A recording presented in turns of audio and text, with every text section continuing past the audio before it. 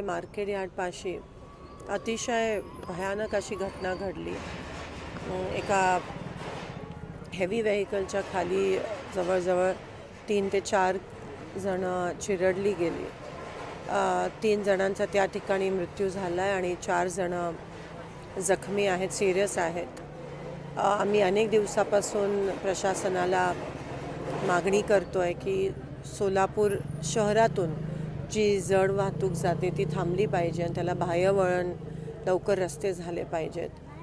त्यासोबत हा जो मार्केट यार्ड समोरचा जो स्पॉट आहे तो ब्लाइंड स्पॉट आहे आणि तिथे फ्लायओव्हरची मागणी पण करण्यात आली आहे, त्याला पण विलंब लागला आहे। या ब्लाइंड स्पॉटपाशी पण काहीतरी करणं हे गरजेचं आहे।